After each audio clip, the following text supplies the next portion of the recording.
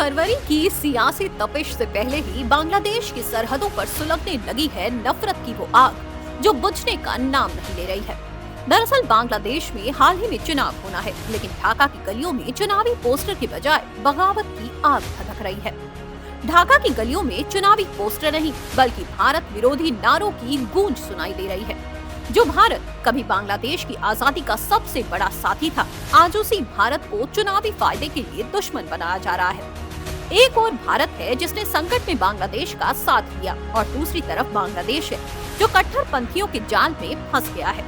एहसान फरामोश कहलाया जा रहा है। अब आखिर क्यों बांग्लादेश में कट्टरपंथियों का ये सैलाब भारत के विरोध में नारे लगा रहा है, ये आपको बताएंगे। लेकिन पहले बुधवार को बांग्लादेश में भारतीय उच्चायोग पर हुए हमलों को जान लेते हैं।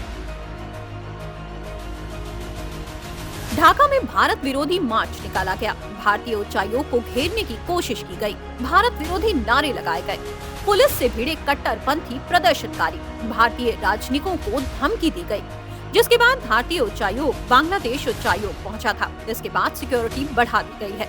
सुरक्षा को देखते हुए बांग्लादेश के राजशाही और खुलना शहर में भारतीय वीजा सेंटर बंद कर दिए गए हैं। इससे पहले ढाका में वीजा सेंटर को बंद कर दिया गया था। आज बांग्लादेश में भारत विरोध को राष्ट्रवाद का चोला पहनाने की कोशिश हो रही है।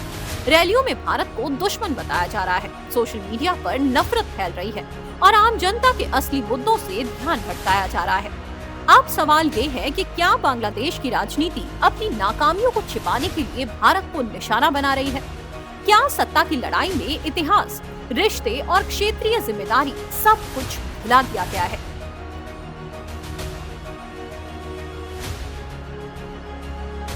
दरअसल ये मार्च कट्टरपंथी जुलाई ओकिया संगठन का बताया जा रहा है। ये वही संगठन है जिसके चलते शेख हसीना को इस्तीफा देना पड़ा।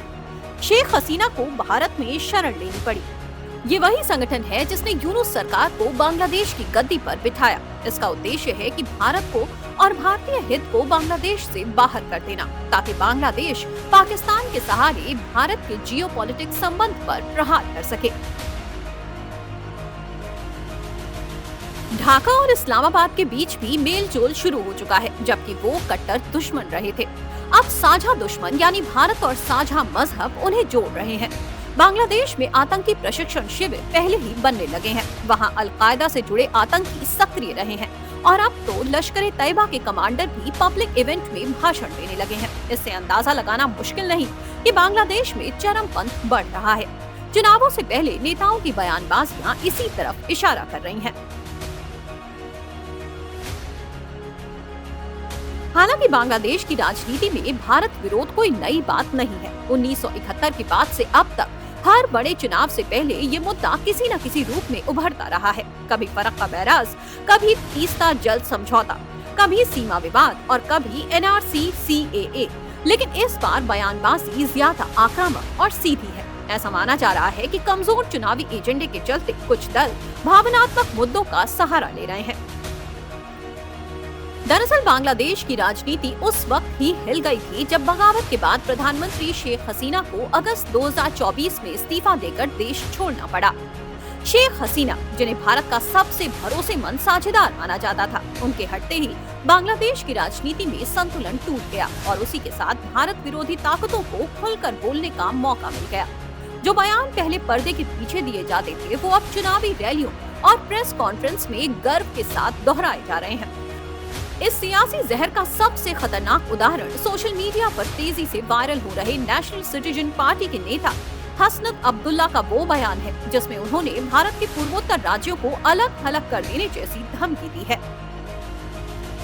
शेख हसीना के दौर में भारत बांग्लादेश रिश्तों को स्थिर और व्यवहारिक माना जाता था। व्यापार बढ़ा, सुरक्षा सहयोग मजबूत हुआ और कनेक्टिविटी परियोजनाएं दोनों देशों को करीब लाईं। लेकिन उनके सत्ता से हटते ही वही रिश्ते सियासी हमलों के निशाने पर आ गए हैं। नई राजनीतिक ताकतें भारत विरोध को राष्ट्रवाद का नया पैमाना बताने लगी हैं। भारत से नजदीकी को कमजोरी और भारत विरोध को ताकत के रूप में पेश किया जाने लगा है।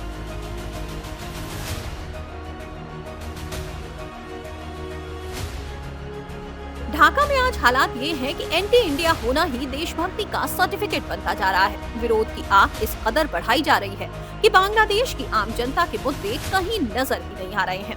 बांग्लादेश की आम जनता आज भी रोजमर्रा की समस्याओं से जूझ रही है। महंगाई, बेरोजगारी, शिक्षा और स्वास्थ्य जैसे मुद्दे सबसे अहम हैं।